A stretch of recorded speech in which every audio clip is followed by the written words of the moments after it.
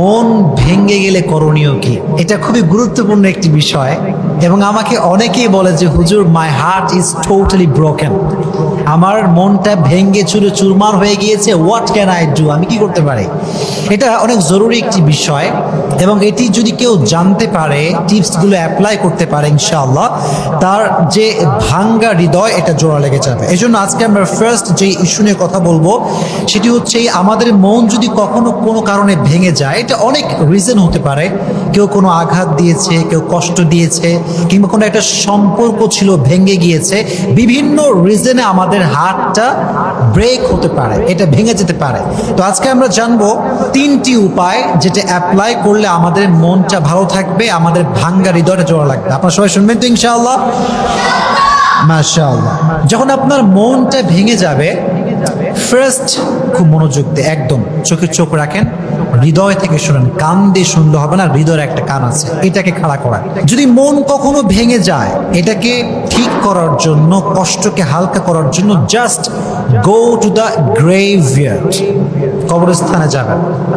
যদি মন কখনো ভেঙে যায়, অনেক ডিপ্রেশন, কেউ কষ্ট দিয়েছে, কেউ আঘাত দিয়েছে, মনটা ভেঙে চূর্ণ বিচূর্ণ হয়ে গিয়েছে, যদি এটাকে ঠিক করতে চান জাস্ট গো টু দ্য গ্রেভইয়ার্ড, কবরস্থানে যাবেন। কবরস্থানে গিয়ে যে কবরটা আছে, মেয়েদেরকেও বলছি, ছেলেদেরকেও বলছি, কবরস্থানের দিকে তাকাবেন, যে কবরগুলো আছে কবরগুলোর দিকে তাকাবেন, তাকায় ভাববেন, হায় রে হায়, আজ আমি যেমন আছি কাল কিন্তু সে তেমনই ছিল, আর আগামীকাল আমি তেমন হব আজ যে যেমন আছে। এটা আপনি ভাববেন। যে মানুষটা আছে কবরে শুয়ে আছে, তার অভিমান ছিল, রাগ ছিল, ভালোবাসা ছিল, সব ছিল, কিন্তু দিন শেষে সবকিছু শেষ হয়ে গিয়েছে। দ্যাট মিনস ये जो दिन है ये दिन खत्म होने वाला है, ये हमेशा रहने वाला नहीं है। এই যে কষ্টের দিনটা, এটা সাময়িক, এটা আজ আছে কাল থাকবে। These days are temporary. So don't be sad, don't be frustrated. These days are not permanent, these days are temporary. এটা সাময়িক, এটা আজ আছে কাল থাকবে না। এবং আপনি যখন মনটা ভেঙে গেছে, ask yourself why your heart is broken. আপনি নিজেকে জিজ্ঞেস করেন যে আমার মনটা কেন ভেঙে গেল। আপনি জাস্ট অনেক অবজার্ভ করার পরে বুঝতে পারবেন যে as a Muslim you have no connection with Salah, you have no connection with Quran, you have no connection with Prophet Muhammad sallallahu আলাইহি ওয়াসাল্লাম। আপনি মুসলমান ঘরের সন্তান, নামাজের সঙ্গে আপনার কোনো সম্পর্ক নাই। আপনি মুসলমান ঘরের সন্তান, কোরআনের সঙ্গে আপনার সম্পর্ক নাই। So as a Muslim, you don't have any kind of connection with Salah. So how do you not expect the sadness that you're feeling, man? যদি আমার মুসলমান হিসেবে আমার নামাজের সঙ্গে কোনো সম্পর্ক না থাকে, আমার মন ভাঙবে না তো কার মন ভাঙবে? আমার মন তো ডেফিনেটলি ভাঙবে। এজন্য ask yourself why you are depressed. আপনি কেন হতাশ, কেন আপনার ভিতরে এত কষ্ট, কেন আপনার মনটা ভেঙে চূর্ণ বিচূর্ণ হয়ে গিয়েছে? ask yourself, দেখবেন আনসার আসবে যে আমি যেখানে থাকার কথা সেখানে নাই, আমার থাকার কথা মসজিদে, আমি আছি হলে, আমার শোনার কথা কোরআন, আমি শুনছি গান, আমার মন ভাঙবে না তো কার মন ভাঙবে রে ভাই? একটু প্রশ্ন করেন নিজেকে। এই জন্য যখন খুব বেশি কষ্ট লাগবে, জাস্ট গো টু দ্য গ্রেভইয়ার্ড, কবরে যাবেন, গিয়ে কবরগুলো কিনে একটু ভাববেন। দেখবেন যে মানুষটা বালিশ ছাড়া ঘুমাতে পারতো না, সে মানুষটা আজকে বালিশহীন মাটিতে শুয়ে আছে। যেই মেয়েটা মেকআপ, নাকের ফুল, নাক ফুল, কানের দুল, তারপরে শাড়ি, গহনা, হাতের চুড়ি, এত সুসজ্জিত যেই মেয়ের শরীরটা থাকতো, সেই মেয়েটাকে কবরে কাফনের কাপড়ে প্যাকেট করে রেখে আসা হয়েছে। কিচ্ছু নাই, এত রূপ, এত সাজসজ্জা, এত মায়া, কই? কিচ্ছু নাই আজকে। একটু এগুলো নিয়ে ভাবেন। এই যে আজকে আমাদের এত ভালোবাসার মানুষ, কত ভালোবাসা, মেসেঞ্জারে নক দিচ্ছে, মেসেজ সিন হয় না, তুমি কোথায়? ইনস্টাগ্রামে নক দিলাম, কই তুমি? তোমার মেসেজ ডেলিভারি হয়, সিন হয় না কেন? কল ধরো না কেন? কত টেনশন, কত ডিপ্রেশন, মরে গেলে সব শেষ। মরে গেলে সব শেষ, কেউ আর খবর রাখে না, কেউ নখ দিতে পারে না, কেউ আমাকে নিয়ে চিন্তা করবে না। এটা নিয়ে একটু ভাববেন, দেখবেন যে আপনার যে পেইনটা আছে, আপনার মন যে ভেঙে চূর্ণ বিচূর্ণ হয়ে গিয়েছে, আপনি বুঝবেন যে ইটস নাথিং, এটা কিছুই না, আপনি ওভারকাম করতে পারবেন। এই জন্য যখন মন ভেঙে যাবে, দুনিয়ার প্রতি অনেক মায়া বেড়ে যাবে, কষ্ট বেড়ে যাবে, জাস্ট গো টু দ্য গ্রেভইয়ার্ড, যাবেন কবরস্থানে। বলেন যাবেন কোথায়? কবরস্থানে। এবং বিলিভ করেন যে যদি আপনি আপনার মনকে এটা বোঝাতে পারেন যে these days are not permanent, these days are just temporary, এটা সাময়িক, এটা আজ আছে কাল থাকবে না, যদি এটা বিলিভ করতে পারেন, ব্যাস কষ্ট হালকা হয়ে যাবে। কোরআনে আল্লাহ তাআলা বলেছেন, যে ব্যক্তি whoever trusts in Allah subhanahu wa ta'ala, Allah is sufficient for him, যে ব্যক্তি আল্লাহর উপরে ভরসা করে, আল্লাহ তার জন্য একাই যথেষ্ট হয়ে যায়। কোন সুবহানাল্লাহ, আল্লাহ একাই তার জন্য যথেষ্ট হয়ে যায়। এক নাম্বার, যাবেন কবরস্থানে। বলেন এক নাম্বার উপায় কি? কবরস্থান। মাশাআল্লাহ। দুই নাম্বার, যদি এই ভাঙ্গা মনটাকে জোড়া লাগাতে চান এবং এটাকে সেকেন্ড টাইম আর ভাঙতে না চান, স্বার্থপর মানুষের সঙ্গে মিশবেন না। যারা সেলফিশ পিপল, যারা খালি নিজের স্বার্থ বোঝে আর কিচ্ছু বোঝে না, এদের থেকে ডিস্টেন্স মেনটেন করে চলবেন।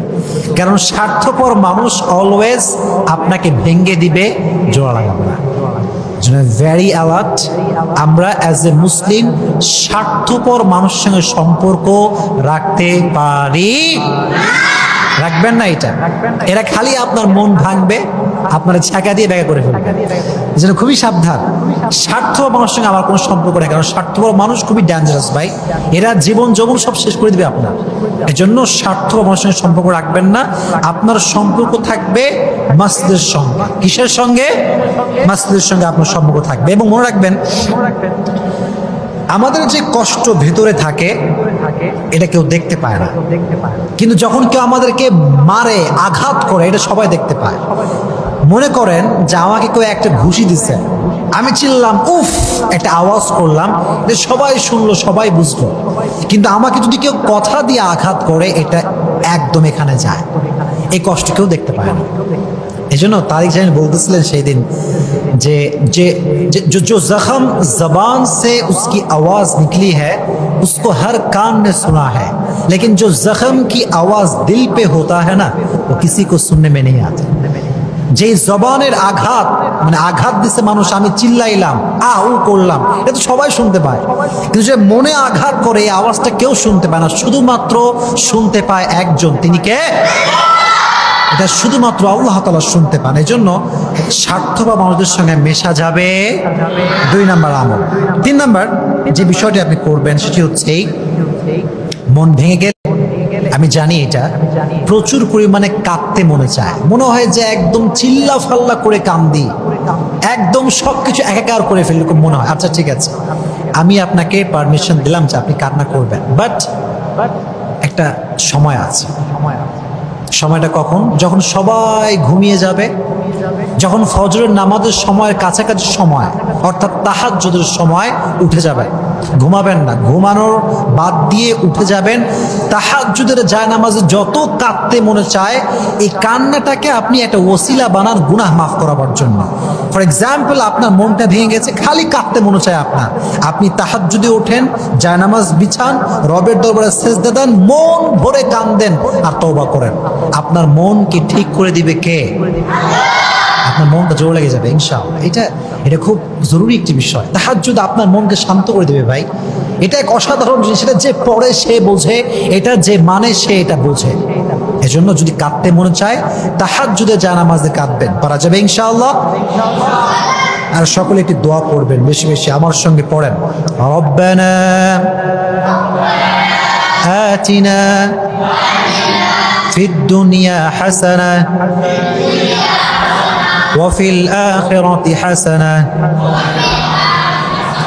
وقنا عذاب النار। রব, তুমি আমাকে দুনিয়ার সমস্ত কল্যাণ দান করো এবং আখিরাতের সমস্ত কল্যাণ দান করো এবং আমাকে জাহান্নামের আগুন থেকে বাঁচাও। সকলেই পড়েন আমিন। এই দোয়াটা বেশি বেশি পাঠ করবেন। তাহলে আমরা উপায় জানলাম তিনটা। এক নাম্বার, যদি মন খুব বেশি খারাপ হয়ে যায়, মন ভেঙে যায়, কবরস্থানে গিয়ে মৃত্যুর কথা স্মরণ করব, কবরকে নিয়ে ভাববো, এক নাম্বার। দুই নাম্বার, যদি মনকে আর ভাঙতে না চাই, তাহলে আমরা কখনো স্বার্থপর মানুষদের সঙ্গে সম্পর্ক রাখবো না। তিন নাম্বার হচ্ছে, যদি মনকে আমরা সুন্দর রাখতে চাই, জোড়া লাগাতে চাই, শান্ত রাখতে চাই, তাহাজ্জুদের জায়নামাজ বিছাবো, রবের সঙ্গে কানেকশন বাড়াবো, রবকে সমস্ত দুঃখ কষ্ট শেয়ার করব। পারা যাবে ইনশাআল্লাহ।